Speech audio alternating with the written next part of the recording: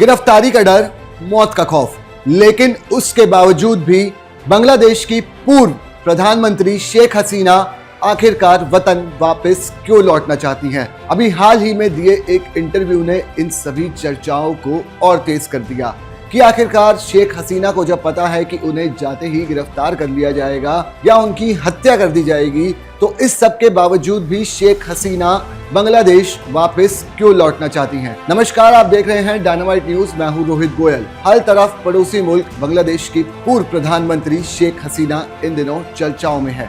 वजह शेख हसीना द्वारा अभी हाल ही में दिया एक इंटरव्यू, जिसमें उन्होंने बताया कि वो बांग्लादेश इस साल के अंत तक वापस लौटना चाहती हैं।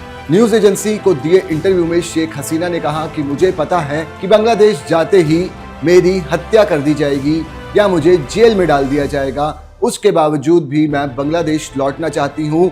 यहाँ पे मरने से अच्छा है कि मैं वहाँ जाकर अपने वतन, अपनी मिट्टी में जाकर मरूं, ताकि मेरे को अपने माता पिता की कब्र के साथ वहीं पर दफनाया जा सके।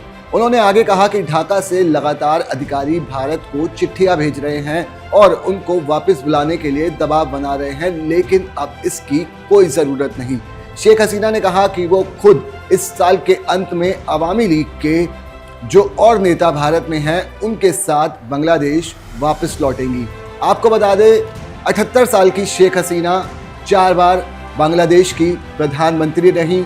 2024 के इलेक्शन में भारी उन्हें जीत मिली और इस इलेक्शन का जो ऑपोजिशन पार्टीज थी उन्होंने बाइकआउट करा था, लेकिन शेख हसीना की पार्टी एक बार फिर सत्ता में आई। 2024 में वो चौथी बार बांग्लादेश की प्रधानमंत्री बनी, लेकिन इसी साल बांग्लादेश में एक विद्रोह ने जन्म लिया। छात्रों ने नौकरी में आरक्षण के मुद्दे पे पूरे मुल्क में आगजनी की और प्रदर्शन ने हिंसक रूप लिया, और इस पूरे प्रदर्शन को अगर देखा जाए तो इस हिंसक रूप ने प्रधानमंत्री आवास और संसद भवन को भी नहीं छोड़ा। प्रदर्शनकारी संसद भवन में घुसे, शेख हसीना के घर यानी पीएम आवास में घुसे, आग लगाई और यहाँ तक की लूटपाट की।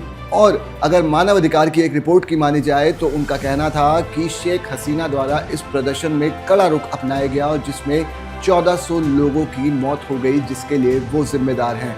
लेकिन शेख हसीना इन सब आरोपों से उलट अब मुल्क वापस लौटना चाहती हैं। हालात जब ठीक हुए बांग्लादेश में, तो जो दूसरी सरकार है मोहम्मद यूनिस की, वो बनी। अंतरिम तौर पर उन्होंने शपथ ली और उन्होंने अवामी लीग के कई नेताओं को जेल में बंद किया और अवामी लीग के इस दौरान बांग्लादेश में स्थित दफ्तरों को भी फूंका गया। अब शेख हसीना के इस दावे ने चर्चाओं को चारों तरफ और गर्म कर दिया है। अब देखना है साल के अंत में जब शेख हसीना लौटती हैं तो बांग्लादेश सरकार इस पर क्या रुख अपनाती है। पहले से ही ढाका की एक कोर्ट ने उन्हें मौत की सज़ा सुना दी है, लेकिन इस सब के बावजूद शेख हसीना का इस तरीके का ऐलान अपने आप में कई चर्चाओं को जन्म देता है। 2024 अगस्त में शेख हसीना भारत आई थी। लगभग 2 साल से वो भारत में हैं और ढाका से आ रही डिप्लोमेट्स की चिट्ठी के जवाब में भारत ने कहा था कि वो इस पे विचार कर रहा है, लेकिन शेख हसीना ने इन सभी दावों पर पूर्ण विराम लगा दिया और साल के अंत में बांग्लादेश जाने की घोषणा कर दी।